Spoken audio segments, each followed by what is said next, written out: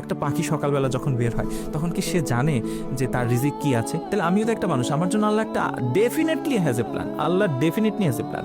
তো আমি কেন অতিরিক্ত চিন্তা করব? আল্লাহ আপনাকে কখনোই হতাশ করবেন না আপনি যদি আল্লাহর উপর দৃঢ় বিশ্বাস রাখেন।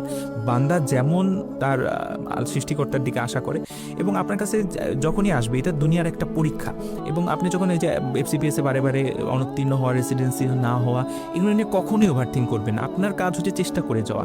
এবং আপনি আরেকটা কথা, তার মানে এই না যে আপনি অন্যদের থেকে কখনো পিছায় পড়বেন না। সবার দিনই 24 ঘন্টা, কারো দিন কিন্তু 24 ঘন্টা থেকে বেশি না। আমি বলি যে if you don't do extra you will not get extra. আপনাকে এটা করতে হবে যে আল্লাহর কাছে এটা প্রমাণ করা যে আল্লাহ আমি বেস্ট। আমি অন্যজন 12 ঘন্টা পরিশ্রম করলে আমি 13 ঘন্টা করি।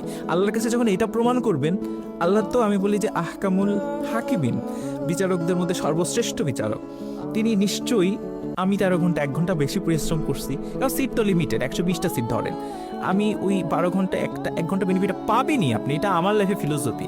আপনি এক্সট্রা পরিশ্রম করলে এক্সট্রা পরিশ্রম আল্লাহ আপনাকে, আল্লাহ নিরাশ করেন না।